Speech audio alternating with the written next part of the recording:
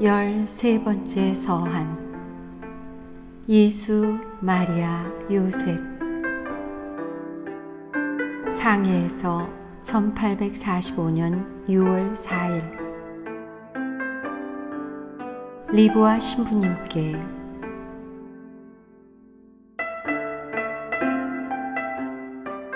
공경아울 신부님, 작년에 조선 대목구의 감목이신 공경아울 페레올 주교님으로부터 주교님의 선교지인 조선에 파견되었었습니다. 지금은 조선에서 준비를 끝내고 신자 11명과 함께 배로 상해에 왔습니다. 그리고 페레올 주교님의 귀환을 애타게 기다리고 있습니다. 지금 저는 대단히 분주하여 많은 것을 말씀드릴 수 없습니다. 후에 질서정연하게 신부님께 편지 올리겠습니다. 안녕히 계십시오. 공경아울 스승님께 조선인 학생 김안드레아가 올립니다.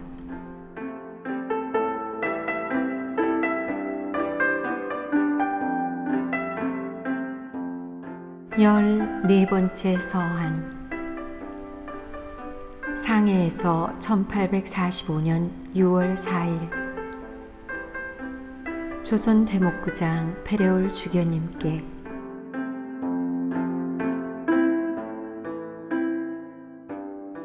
지극히 공경아울 주교님, 지극히 존엄아울 주교님과 변문, 즉 책문에서 하직한 후 저녁 무렵에 의주에 도달하였습니다. 거기서 밀사들을 먼저 보내고 저는 혼자서 밤에 강을 건너 관문을 통과하는데 좀 어려움을 겪었습니다. 다음 닷새를 소비하여 평양이라는 도시에 다다랐습니다. 그리고 거기에서 서울까지 무사히 여정을 마쳤습니다. 서울에서는 신자들로부터 영접을 받았습니다. 그리고 여러 가지 피곤한 일들로 인하여 여러 차례 병을 앓았습니다. 지금은 11명의 신자와 함께 배로 상해에 와서 지극히 공경아울 주교님의 도착을 기다리고 있습니다. 많은 일로 몹시 분주하여 많은 것을 보고드리지 못합니다. 지극히 존엄아울 주교님께 조선인 김안드레아가 올립니다.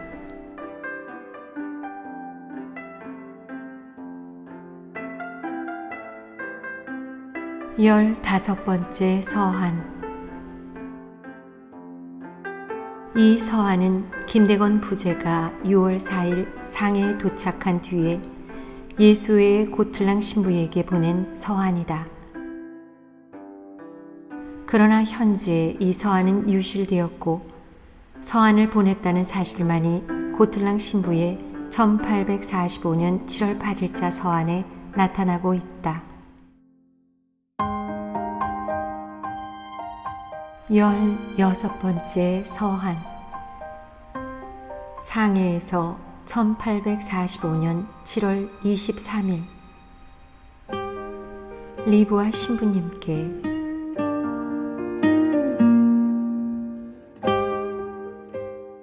지극히 공경아울 신부님, 저는 모든 준비를 끝낸 후 11명의 교우와 함께 배에 올랐습니다. 그들 중에서 4명만이 사공이었고 나머지는 바다를 본 적이 없는 사람들이었습니다.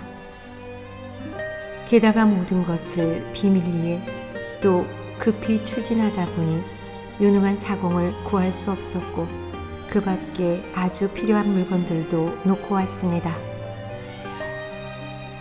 이리하여 음력 3월 24일, 양력 1845년 4월 30일 돛을 펴고 바다로 나아갔습니다. 교우들은 바다를 보고 아주 놀라 어디로 가는 것이냐고 서로 물었습니다.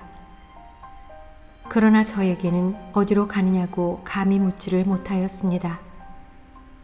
왜냐하면 제가 하는 일에 누구든 질문하는 것을 금지했기 때문입니다. 처음 하루는 순풍을 따라 항해하였습니다. 그러나 갑자기 비를 동반한 큰 폭풍우가 일어나 사흘 동안 밤낮으로 계속되었습니다. 소문에 의하면 30척이 넘는 강남 상해 배들이 유실되었다고 합니다. 우리 배는 바다에 나가본 적이 없는 작은 배였는데 비바람이 거세지자 배가 파도 때문에 몹시 흔들리고 무섭게 이리저리로 내던져져서 침몰할 지경에 이르렀습니다. 그래서 저는 본선으로 끌고 오던 종선을 끊어버리라고 명령하였습니다. 그래도 위험이 계속되었으므로 결국 우리는 두 돛대를 다 베어버리고 식량까지 바다에 던져버려야 했습니다. 그러자 배는 짐의 부담이 조금 덜어지기는 하였으나 거대한 파도 가운데서 비바람이 부는 대로 사방으로 내던져졌습니다. 교우들은 사흘 동안 먹지 못하여 극도로 쇠약해졌고 또 삶에 대해 절망하여 슬퍼져서 울며 이제는 끝장이다, 살아날 수 없을 거야 라고들 하였습니다. 저는 그들에게 하느님 다음으로 우리의 유일한 희망이신 성모님의 기적의 상본을 보이면서 겁내지 마시오. 우리를 도우시는 성모님이 여기에 우리와 함께 계시지 않습니까? 하고 말하였습니다. 그리고 이와 비슷한 말로 될 수 있는 한 그들을 위로하고 그들에게 용기를 주었습니다. 저도 신병 중이었지만 싫은 음식을 억지로 먹으면서 일을 하며 두려움을 드러내지 않았습니다. 동시에 제가 으뜸 사공으로 채용한 이미 예비 신자인 외교인에게 세례를 주었습니다. 배의 키가 거센 파도에 부러져 나갔습니다. 그러자 배가 바람과 파도의 충격으로 대양으로 밀려나갔습니다. 그래서 돛들을 묶어 바다에 던지고 단단히 붙잡고 있었습니다. 그러나 줄들이 끊어지면서 돛들이 떠내려갔습니다. 이어 나무 토막들을 함께 멍석에 묶어 파도를 향해 던졌는데 다시 떠내려가고 말았습니다. 이제 우리는 모든 인간적인 도움을 잊고 오직 하느님과 복되신 동정 마리아께 기대를 걸고 잠을 자기 시작하였습니다. 잠에서 깨어보니 비도 그치고 바람도 약해져 있었습니다. 하루가 지나자 우리는 기운을 회복하기 시작했습니다. 그래서 사람들에게 음식을 들고 주님 안에서 희망을 갖자고 하였습니다. 원기를 회복한 후 우리는 항해를 계속할 준비를 하였습니다. 그러나 돛대도 돛도 키도 종선도 없었으므로 어떻게 해야 할지 몰랐습니다. 지극히 영화로우신 우리 동정 성모님께 굳게 의지하고 배에 남아있던 나무들을 다 거둔 다음 돛대들과 키를 만들었습니다. 역풍이었으나 닷새가량 항해한 뒤 우리는 강남 땅 해안에 도착하였고 산도 보였습니다. 그러나 돛대도 약하고 또 항해에 필요한 물건들도 부족해서 상해까지 갈 수가 없어 낙심하고 있었습니다. 중국인들에게 도움을 청하고 아니면 적어도 길을 물어보고 싶었지만 종선이 없어서 우리가 그들에게 갈 수 없고 그들도 우리에게 올 수가 없었습니다. 그들은 도리어 우리를 피해 도망갔습니다. 우리는 이렇게 인간적인 도움의 희망을 잃은 채 오직 하느님의 도우심만 기다리고 있었습니다. 마침내 뜻밖의 산동배 한 척이 나타났습니다. 그러나 그 배는 우리를 보더니 겁을 먹고 지나가 버렸습니다. 저는 길을 흔들고 북을 치면서 그 배를 불렀습니다. 처음에는 오려고 하지 않더니 치근한 마음이 들었는지 왔습니다.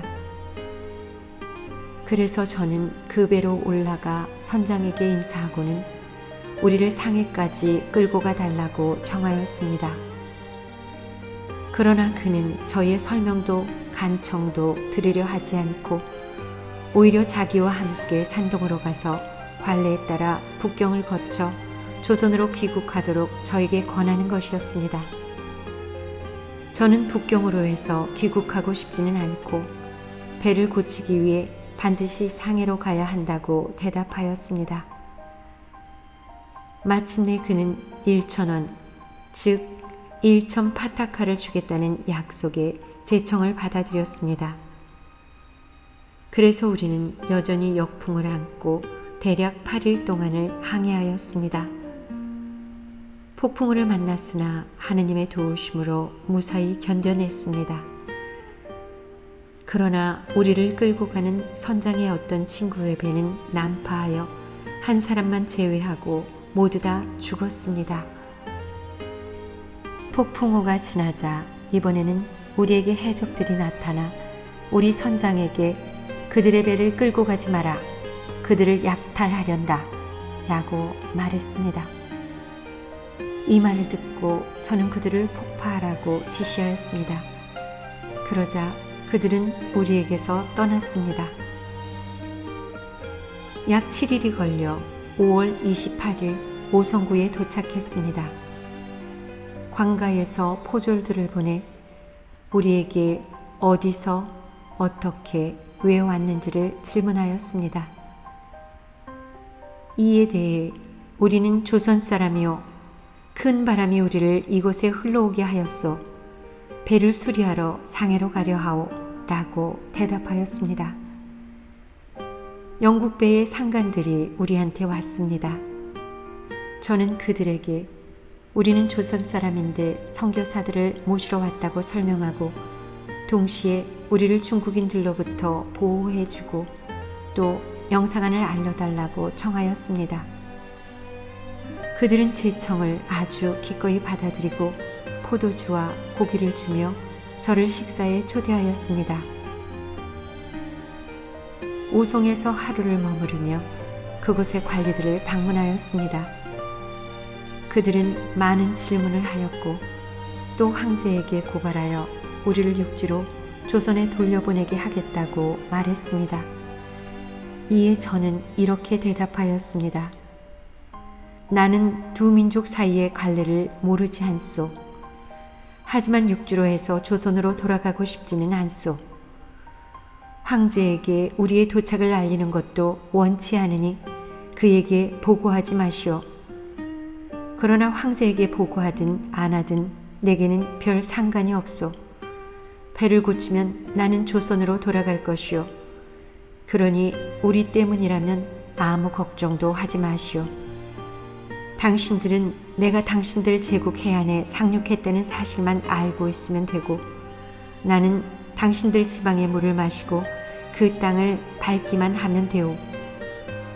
다만 완전한 자유를 가지고 싶소. 이 밖에 또 조선 배가 배를 수리하러 상해로 갈 것이니 상해 관장은 그 배 때문에 불유쾌하게 생각하거나 염려하는 일이 없도록, 그리고 상해 관리에게는 그 배가 방해나 어떤 불안 같은 것들을 겪지 않고 머무를 수 있게 허락해 주도록 그 관리에게 편지를 써주기를 부탁하오. 관리들은 제가 영국인들과 교섭하는 것을 본 후에 저 사람은 조선 사람인데 어떻게 영국인들과 친구처럼 친하게 지내고 그들 말을 알아듣는가? 라면서 대단히 놀라워했습니다. 오송에서 출범하여 상해 항구로 들어갔습니다. 두 영국인이 와서 그들과 같이 가자고 청해왔습니다. 그래서 저는 배를 중국인 안내자에게 맡기고 영국인들의 작은 배로 내려가 타고 상해로 인도되었습니다. 거기서 영국인들에게 저를 영사에게로 인도할 안내자를 청하였습니다. 아서 존 엠슨이라는 영국인이 프랑스 말을 할 줄 알아서 저를 위해 영사에게 편지를 써주었습니다. 영사로부터 우대를 받고 그에게 필요한 모든 것을 설명하고 또 우리를 중국인으로부터 보호해 달라고 부탁하였습니다. 페레올 주교님이 영사에게 우리의 도착을 미리 알려놓았고 또 우리를 보호하도록 부탁하였으므로 영사는 이미 우리가 올 것을 알고 있었습니다. 그 후 신자들한테로 와서 거기서 이틀을 기다렸더니 고틀랑 신부님이 오셨습니다. 그 신부님에게 580원, 즉 580 파타카를 받았는데 400원은 중국인 인도자에게 주고 약 30원은 신자들을 위해 썼습니다. 그러는 동안 상해 관리들이 부하들을 조선인들에게 보내 많은 질문을 하게 하였고 수비를 두어 밤에 감시하게 하였습니다. 타오테도 직접 부하들을 거느리고 배를 보러 왔으며 돌아가서는 쌀 20말과 고기 20분을 보냈습니다. 배로 돌아오니 교우들이 당황해하고 있었습니다. 왜냐하면 관리들이 그들에게 많은 질문을 하였고 또 중국인 수천 명이 구경하러 몰려들었기 때문입니다. 관리들은 제가 배로 돌아온 것을 알자 부하들을 보낸 이유, 각자의 이름과 나이와 체류지 등등을 묻게 하였습니다. 저는 아주 간단히 대답했습니다. 그러나 관리들에게 다시는 사람들을 보내 저를 귀찮게 하지 말아달라고 충고하였습니다. 그런 다음 쌀과 고기를 돌려보내라고 지시하였습니다. 저는 여러 가지 일과 귀찮은 일들을 처리하기 위해 한두 번 관리들을 찾아갔었습니다. 상해 관리들은 모든 것을 송강부 관리에게 보고하였습니다. 그러나 그 관리는 저를 알고 있으며 아마 제가 세실 씨와 함께 있을 때 저에 관한 이야기를 들었을 것입니다. 제가 상해에 마음대로 머물러 있어도 좋다는 회답을 보냈습니다. 그런데 호기심에서 중국인들이 너무 몰려들었기 때문에 저는 몽둥이로 그들을 물러가게 하였고 저에게 불법적으로 행동한 관가의 어떤 부하들은 말로 꾸짖었습니다. 이들은 그들의 관리들에게 처벌을 받았습니다. 상해 주민들은 저를 큰 인물로 생각하고 있고 관리들은 제가 영국인들과 친하게 이야기하는 것을 보고 쿠쿠에라고 하며 많은 것에 대해 의심스럽게 곰곰이 생각하고 있습니다. 하루는 관리들이 사람을 보내어 우리가 언제 떠나느냐고 물었습니다. 그들에게 나는 배를 고치기 위해 아직 여기에 더 머물러 있어야 하오. 게다가 고관인 프랑스인 세실이 곧 이곳에 올 것이라는 말을 들었으므로 그를 만나기 위해서도 남아있고 싶소 하고 대답하였습니다. 관리들은 우리가 출발할 날을 무척 기다리고 있습니다. 관직을 잃게 될까 두려워들 하고 있기 때문입니다. 모든 것을 자세히 설명해 드릴 필요는 없다고 생각합니다. 사실 그럴 시간도 없습니다. 그래서 여기서 이만 줄입니다. 이미 배는 다 수리되었고 지금은 종선을 만들고 있습니다. 모두들 주님 안에서 잘들 있습니다. 조선의 주교님의 도착을 날마다 애타게 기다리고 있습니다. 영국 영사도 잘 있고 우리를 매우 잘 돌보아주고 있습니다. 베시 주교님은 아직 돌아오시지 않았는데 도중에 병이 나셨습니다. 남경에 작은 박해가 일어났습니다. 사공들과 조선 포교지를 위해 수고를 많이 한 분들을 위해 신부님께 상봉과 패드를 청합니다. 그 밖에 학자 성 토마스, 가롤로, 우리 주님의 양부이신 성 요셉, 성 요한 사도의 상본들과 십자가 상본들을 청합니다. 신부님을 위해 조선 물건들을 좀 가지고 왔습니다. 지금은 보내드릴 기회가 없습니다. 주교님이 오시면 보내드릴 수 있을 것으로 바라고 있습니다. 조선 포교지로 보내실 물건들은 모두 보내주십시오. 그리고 제가 아는 신부님들에게 편지하실 때 제 인사를 전해 주십시오. 신부님께 벌써 편지를 올렸어야 했으나 여러 가지 일 때문에 못하고, 게다가 고틀랑 신부님이 여기에 있는 보고서들을 한번 읽어보기를 원하셨기 때문입니다. 조선에서 팔만한 물건은 갖가지 색깔, 특히 흰색의 서양 포목과 여러 가지 색깔의 명주, 갖가지 색깔, 특히 붉은색과 녹색의 천, 중국 포목과 이와 비슷한 것들입니다. 교우들이 신부님께 인사드립니다. 공경아울 신부님께 부당하고 무익한 아들 김의 김 안드레아가 올립니다. 추신 페레올 주교님께 간단한 편지를 쓰겠습니다. 만일 그곳에 계시지 않고 출발하셨다면 신부님께서 그 편지를 읽고 적당히 처리해 주십시오.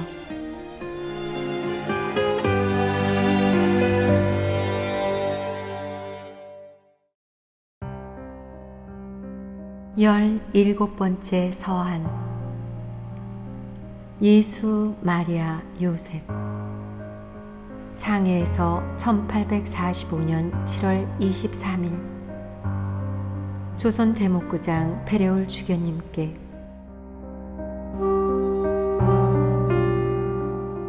지극히 공경하올 주교님, 공경하올 주교님께 벌써 편지를 올려야 하였습니다만 여러 가지 일들로 인해 드리지 못하였습니다. 주교님께서 보내신 서한은 영국 영사로부터 최근에 받았습니다. 참으로 그것은 우리에게 기쁨과 위로가 되었습니다. 저는 주교님에 의해 조선에 파견된 후 하느님의 도우심으로 무사히 입국하였고 서울에서 교우들의 영접을 받았습니다. 그간 여러 번 고된 병에 걸려 심하게 앓았습니다. 교우들은 지금 박해를 받지 않고 편안히 지내고 있습니다만 목자가 없어서 탄식하고 있습니다. 신자 수가 날로 증가하고 열심히 더해지고 배교자들이 더 좋은 결실을 위해 돌아오고 있으며 많은 외교인들이 가정에 전해오는 오류들을 버리고 참 하느님께로 회도하고 있습니다. 그리고 천주교에 대해 아주 좋은 견해가 외교인들 사이에 널리 퍼지고 있습니다. 신자 수는 최소한 1만 명으로 추상되고 순교자 수는 처음부터 800명으로 전해지고 있습니다. 오늘날 교우들이 실제로 또는 확실한 박해를 받고 있지는 않을지라도 그러나 매일같이 죽을 위험에 처해 있습니다. 그들은 정말로 가난하고 불쌍합니다. 주교님을 위해 집 한 채를 사서 그것을 어떤 교우에게 맡겼습니다. 또한 강남으로 오기 위해 배 2척을 샀는데 하나는 크고 또 하나는 작은데 폭풍으로 바다에서 잃었습니다. 강남으로 오는데 근 한 달이 걸렸고 2번 폭풍우를 겪었습니다. 조선에서 저와 함께 떠난 교우들의 부모와 아내들의 행방은 모릅니다. 우리가 강남 근방의 바다에 있을 때 해적들을 만났습니다. 그러나 우리의 동정 성모 마리아의 보호로 감히 우리를 약탈하지 못했습니다. 오성과 상해에 도착했을 때 영사와 영국인들이 우리를 매우 친절하게 맞이하고 보호해 주었습니다. 중국 관리들은 우리가 육지로 해서 조선으로 돌아가기를 원하였고 그래서 관례대로 우리의 도착을 황제에게 고발하려 하였습니다. 그러나 저는 계속 그렇게 하지 못하도록 막았습니다. 지금은 그 관리들이 저에게 경의를 표하고 이곳에 마음대로 체류하도록 허락하고 있습니다. 그뿐만 아니라 제가 영국인들과 친하게 지내고 그들의 말을 알아듣는 것을 보고는 매우 놀라워합니다. 또 제가 중국말을 잘하는 것을 보고 저를 중국인으로 여기는 사람들도 있습니다. 영국 영사가 주교님이 보내신 편지를 받았다고 그 사실을 저더러 주교님에게 보고하라고 하며 주교님으로부터 받은 편지를 제게 건네주었습니다. 그러나 통역 없이 제게 이 말을 하였으므로 그 말을 잘 알아듣지는 못하였습니다. 더 명확하게 또 더 자세하게 주교님께 편지를 쓰고 싶습니다만 주위의 많은 일 때문에 하지 못합니다. 그리고 미국의 주교님을 만나 뵐 것이고 또 리보아 신부님에게 자세히 이야기하였으므로 이 편지에서는 모든 것을 말씀드리지 않겠습니다. 여기서 우리는 주교님의 도착을 날마다 애타게 기다리고 있습니다. 배의 자리가 충분하기 때문에 오실 때에는 가능한 한 무엇이든 가지고 오십시오. 조선에서 팔만한 물건들은 서양 포목, 천, 비단과 이와 비슷한 것들입니다. 조선 은전은 이런 모양입니다. 어떤 모양과 덩어리, 즉 크기에 관계없이 다 통용될 수 있습니다. 조선의 대신들은 프랑스 왕에 의해 조선에 파견되었다고 생각되는 프랑스 신부님들을 죽인 후에 몇 해 동안은 프랑스인들이 보상을 요구하러 오지 않을까 두려워하였습니다. 왜냐하면 그들이 말하는 대로 왕이 보낸 사람들을 죽임으로써 프랑스 왕을 모욕한 것이 되기 때문입니다. 지금은 몇 해가 지나고 프랑스인들이 보상을 요구하러 오지 않는 것을 보자 다시 대담해져서 다시 죽이려 하고 있습니다. 베시 주교님은 아직 돌아오지 않으셨는데 도중에 병에 걸리셨습니다. 고틀랑 신부님으로부터 580원을 받았습니다. 교우들이 주교님께 문안드립니다. 지극히 공경하올 주교님께 가장 순종하는 아들 불초 김안드레아가 올립니다.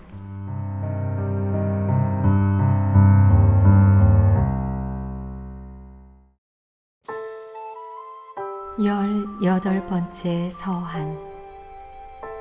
서울에서 1845년 11월 20일 리보아 신부님께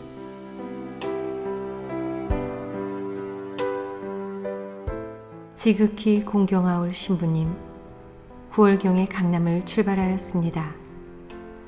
큰 바다로 밀려나와 여러 번 폭풍우에 시달렸습니다. 다음 바람이 거세지고 키가 부러지게 되어 난파하지 않도록 돛대들을 베어버렸습니다. 그러고는 항해를 계속하였는데 강한 역풍으로 제주도까지 밀려갔습니다. 마침내 여러 날이 걸려 강경이라는 항구에 도착하였고 하느님의 도우심으로 아무런 재앙 없이 교우들의 영접을 받았습니다. 지극히 공경하올 페레올 주교님과 공경하올 다빌리 신부님은 주님 안에서 평안히 계시며 조선말을 공부하고 있습니다. 우리는 미스트르 신부님과 자영업 토마스 부제를 영입할 여행을 준비하고 있습니다. 박해자들인 왕과 대신들은 아직 살아 있습니다. 박해 소문이 교우들을 괴롭히고는 있습니다만 지금 그들은 평온을 누리고 있습니다. 올해 음력 7월경에 영국 배 한 척이 제주도에 왔습니다. 그때 대신들과 백성들은 이들이 살해된 신부님들의 피를 보복하러 온 줄로 여기고 두려워하였습니다. 이렇게 서양 배들이 조선에 자주 드나드는 것은 신자들에게 대한 외교인들의 증오심을 일으키게 합니다. 왜냐하면 그들은 교우들의 안내와 연락으로 서양인들이 온다고 믿고 있기 때문입니다. 어떤 외교인들은 우리가 강남에 다녀온 것을 의심하고 조사하면서 나쁘게 이야기하고 있습니다. 표현이 미숙해서 감히 많이 쓸 수 없습니다. 또 공경아울 베레오 주교님과 공경아울 다빌리 신부님이 신부님에게 편지를 쓰실 것이고, 또 저는 뜻과 원의로 밖에는 한 일이 거의 아무것도 없으므로 보고 드릴 것이 많지도 않습니다. 이 밖에 탁월하신 저의 리브와 신부님과 공경아울 르그레지와 신부님에게 진심으로 모든 행복과 성공을 기원합니다. 신부님, 기도와 미사 성제 때 저를 기억해 주십시오. 신부님의 부당하고 무익한 종 안드레아가 올립니다.